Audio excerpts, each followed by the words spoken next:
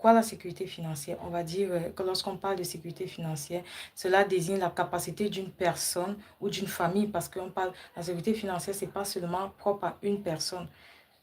Vous pouvez être en famille, vous pouvez être même dans des groupes et même en entreprise, on parle de sécurité financière.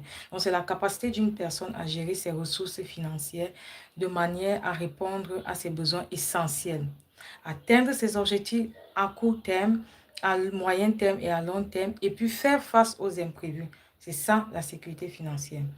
Elle repose sur une stabilité très économique, une gestion très efficace des finances personnelles et une protection contre les risques potentiels. Ici, lorsqu'on parle de sécurité financière, il ne s'agit pas forcément d'être riche. Ça ne s'adresse pas aux gens riches, parce qu'il y a quelqu'un qui m'a dit l'autre jour, votre histoire de conseiller en sécurité financière, là, c'est pour les riches qui ont beaucoup d'argent et qui ne savent pas où mettre leur argent. Je tiens à préciser que lorsqu'on parle de sécurité financière, ce n'est pas forcément pour les riches, mais plutôt pour avoir une tranquillité d'esprit, sachant que vos finances sont sous contrôle. Donc, pourquoi l'importance de la sécurité financière? Premièrement, faire face aux imprévus. Parce que la sécurité financière permet de mieux gérer les situations, les imprévus. Les imprévus tels que les urgences médicales, les pertes d'emploi ou les dépenses soudaines. Pourquoi? On va prendre un exemple très concret. On a une personne ayant un fonds d'urgence que lui, il a économisé. Il a un fonds d'urgence. Une panne dans sa voiture. Il n'a pas besoin de recourir à un prêt parce qu'il a déjà son fonds d'urgence qu'il a économisé. Il va juste aller prendre de l'argent dans son fonds d'urgence qu'il va utiliser pour résoudre la panne de sa voiture. Deuxièmement, pourquoi la sécurité financière est-elle importante? Parce qu'elle va te permettre de réduire le stress. L'anxiété liée à l'argent, vous savez tous, est l'une des principales sources de tension pour de nombreuses personnes et de nombreuses familles. Une bonne planification réduit considérablement ce stress. Vraiment. Ça va vous réduire le stress. On va prendre l'exemple d'une famille qui suit un budget, qui sait qu'elle pourra payer ses factures chaque mois sans inquiétude. Vous êtes d'accord avec moi que cette personne, elle est complètement à l'abri du stress. Cette personne est complètement, cette famille est à l'abri du stress parce qu'ils savent que ils ont déjà planifié, ils ont un budget qu'ils suivent à la lettre. Donc, automatiquement, cette famille-là n'a pas de souci à se faire en termes financiers. Parce que le budget qu'ils ont établi leur permet de suivre à la lettre et d'être vraiment pointilleux là-dessus. Troisièmement, c'est quoi l'importance de la sécurité financière? Planifier l'avenir. Avec une sécurité financière, vous pouvez économiser pour vos grands projets. Acheter une maison, financer les études de vos enfants ou préparer votre retraite. Parce que ce que vous ne savez pas, c'est que tout le monde, où que vous soyez, vous avez forcément des projets. Vous avez des projets. Et si vous ne planifiez pas financièrement parlant, vous n'allez pas atteindre vos projets, vous n'allez pas atteindre vos objectifs. Vous prenez l'exemple d'un couple qui a contribué régulièrement à un REER pour assurer une retraite confortable, sans dépendre uniquement de la pension de l'État. Vous savez qu'ici au Canada, je ne sais pas pour vous, mais est-ce que vous avez déjà remarqué que dans les enseignes, dans les supermarchés, là, on retrouve des personnes âgées qui sont censées être déjà à la retraite, mais qui ne peuvent pas aller à la retraite parce que la pension que l'État leur donne ne leur permet pas de subvenir à leurs besoins. C'est pour ça que vous allez trouver des personnes âgées encore en train de travailler, parce que la planification n'a pas été faite à temps.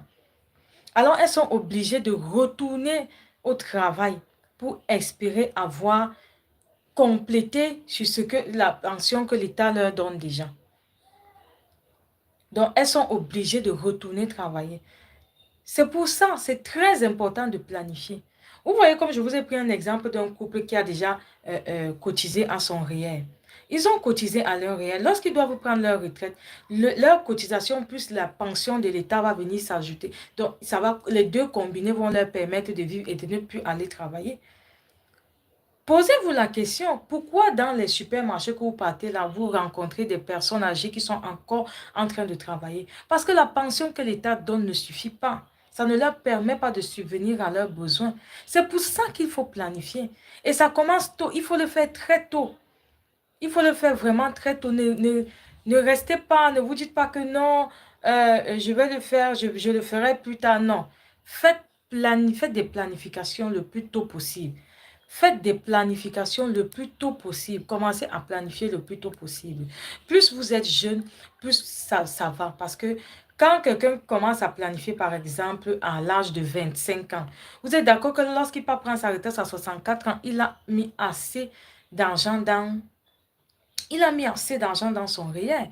Il a mis assez d'argent dans ses CELI. Il a mis assez d'argent dans ses épargnes, dans ses investissements. Toutes ces choses passent par de la planification financière. Toutes ces choses passent par de la sécurité financière. C'est très important de planifier. C'est pour ça que lorsque vous avez un conseiller, il va vous dire comment est-ce que, en fonction de votre situation, comment est-ce que vous pouvez aller chercher l'atteinte de vos objectifs, en fonction des objectifs que vous vous êtes fixés. On va passer au quatrième point de l'importance de la sécurité financière, c'est de créer des opportunités. Vous savez, avoir des finances solides offre la possibilité de saisir des opportunités comme des investissements ou de lancement d'entreprise. En cinquième point, protéger ses proches.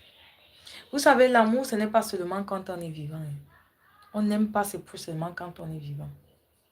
Aimer ses proches aussi, c'est même quand on n'est plus là. C'est pour ça que moi, je demande à tous ceux qui sont des chefs de famille, les gens sur qui reposent, ceux sur qui repose toute la famille là. L'amour que vous ressentez pour vos proches quand vous êtes vivant là. Laissez que cet amour continue de s'exprimer lorsque vous ne serez plus là. La sécurité financière inclut la mise en place des protections comme des assurances pour garantir la stabilité des proches en cas de coup dur. Parce que lorsque vous vous dites, je prends un exemple, vous vous dites que vous aimez votre famille. Vous avez un revenu sur lequel toute votre famille repose. Lorsque vous n'êtes plus là, qu'advient-il? Qu'advient-il des besoins de cette famille? Les assurances vie là, allez les chercher. Allez démontrer votre amour pour votre famille, pour vos proches, avec une assurance vie, sachant que lorsque vous ne serez plus là, le capital que votre famille reçoit va vous aider, va aider vos proches à subvenir aux besoins, payer le loyer, payer l'hypothèque, rembourser les dettes, payer les frais funéraires, mettre les enfants à l'étude s'il y a des enfants. Allez chercher vos assurances. N'hésitez surtout pas à aller chercher vos assurances. Une personne souscrivant à une assurance vie offre à sa famille une protection financière en cas d'événement tragique. On va prendre le cas de l'assurance et invalidité. Comme je l'ai dit, vous êtes un monsieur, une maman, sur qui repose toute la famille. Vous avez un accident. Vous êtes incapable d'aller travailler pendant 5, 6, 7 mois. Qu'est-ce qui remplace votre revenu? L'assurance invalidité est là pour ça. Elle va remplacer votre revenu jusqu'à ce que vous retourniez au travail. Tout ça, c'est la sécurité financière. Vous avez sécurisé votre revenu. Vous avez sécurisé votre revenu. Maintenant que vous connaissez quelle est l'importance de la sécurité financière, on va aller voir quelles sont les bases de la sécurité financière. Pour atteindre et maintenir une sécurité financière, on allons voir les éléments essentiels. Parce que la sécurité financière, elle a des bases, comme toute chose dans la vie. Il faut toujours des bases. Même pour construire une maison, la fondation, il faut des bases solides. Il faut que les fondations de la maison soient solides pour aller chercher, pour bâtir, pour être sûr que votre maison ne va pas tomber. C'est pareil avec la sécurité financière. Il faut des bases. Première base, c'est l'épargne d'urgence. Avoir un fonds d'urgence équivalent à 3 à 6 mois de dépenses pour gérer les imprévus. Vraiment, vous savez, quand on dit imprévu là, en cas d'imprévu, voilà, il faut un fonds d'urgence. Il faut sécuriser. Donc, la première des choses, c'est l'épargne du fonds d'urgence. Épargner régulièrement 10% de son revenu mensuel pour atteindre ce fonds-là. Il y a la méthode dont je parle, dont j'ai déjà parlé ici, la méthode du 50-30-20%. De toutes vos charges, loyer, nourriture, 30% pour sortir, restaurant, voyage, et les 20% qui restent vous épargnez ou vous investissez. Maintenant, dans les 20%, vous pouvez prendre 10% pour épargner et 10% pour investir. C'est très important. En deuxième position, comme deuxième base de la sécurité financière, nous avons les assurances. Il faut avoir les assurances adaptées. Ça, souscrire à une assurance, comme je vous disais, il y a l'assurance vie. Il y a l'assurance santé, l'assurance habitation. Beaucoup d'entre nous ont l'assurance habitation. Pourquoi? Parce qu'ils se disent qu'en cas de sinistre, ils sont assurés qu'ils auront une autre maison, un autre logement qui ne sera pas payé par eux. Ils seront couverts, toutes les choses qu'il y a à l'intérieur de la maison, ils pourront les remplacer.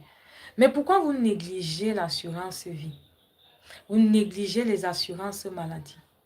Mais tout le monde a une assurance automobile. Allez prendre les assurances adaptées. Ça fait partie des bases de la sécurité financière. Vous ne pouvez pas aimer quelque chose et ne pas protéger cette chose-là. Vous aimez votre argent parce que ça vous aide à subvenir à vos besoins.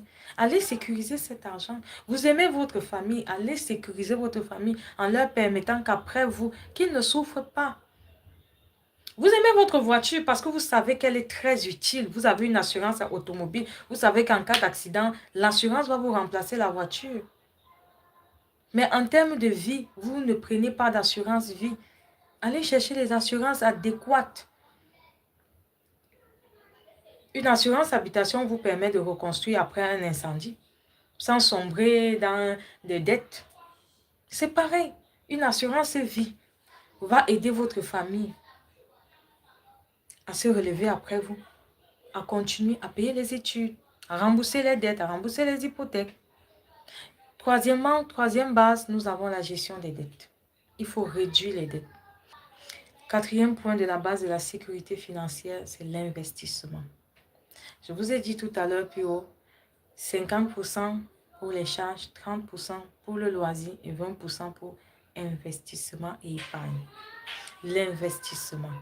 Investir dans des actifs comme vous avez des actions, des obligations, vous avez même l'immobilier pour générer des revenus à long terme. Vous avez les CELI. Je ne sais pas pourquoi vous négligez les CELI. Votre argent croissant à l'abri de l'impôt.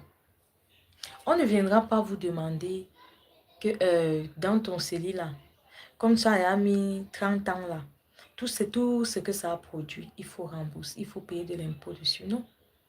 Ne négligez pas le CELI. Il faut investir. Ne négligez pas les CELI. Allez, vous ne pouvez pas, un argent qui vous permet vous épargner, vous pouvez le retirer pour tous vos projets. Que vous ayez des projets à court terme, à moyen terme, à long terme, le CELI est là pour ça. Votre argent croît à l'abri de l'impôt. Ne négligez pas les CELI. Mettez 10%, comme je vous ai dit. Épargnez, prenez même 10% pour cette année. Dites-vous qu'en 2025, je vais mettre 10% de mon salaire dans le CELI. Et les autres 10% de la méthode 30, de la méthode 50, 30, 20 là, je vais les mettre dans l'investissement quelque part. Et même quelque part, même si c'est l'immobilier. Et les autres 10%, allez mettre dans le CELI.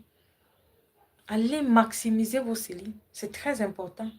Parce que c'est un fonds que lorsque vous retirez de l'argent, vous n'êtes pas imposé. Votre argent croît à l'abri de l'impôt. Et en plus, cela peut vous servir de fonds d'urgence. Parce qu'avec le CELI, contrairement au REER ou au CELIAC, vous pouvez retirer votre argent à tout moment pour n'importe quel projet. Bien évidemment, il y a des conditions qui s'appliquent, mais avec votre conseiller en sécurité financière, il va vous dire quelles sont ces conditions. Ce n'est pas le piège, ce n'est pas caché, c'est juste des principes. Comme toute chose, le CELI a ses principes.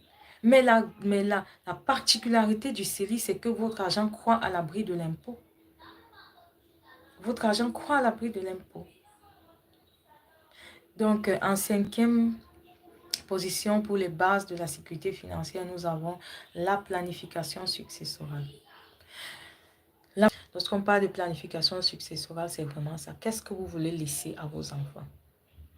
Est-ce que vous savez que même les assurances sont une forme de planification successorale? Parce que le capital décès qu'on donne à votre succession, c'est des biens que vous leur léguez. Vous ne partez, vous ne les laissez pas les mains vides en partant. La sécurité financière, c'est aussi ça. Quand je ne serai plus là, qu'est-ce que je laisse? Vous savez, commencer de nulle part est très difficile, hein, pour qui que ce soit. Ou tout ce qui me regardait là. Commencer de nulle part est très difficile. Commencer de zéro là, c'est très difficile. Pensez-y. Laissez quelque chose à vos enfants, à votre épouse, quand vous ne serez plus là. Ouvrez des comptes. Mettez vos enfants bénéficiaires. Lorsque vous ne serez plus là, ils pourront utiliser cela. Ils pourront utiliser cet argent.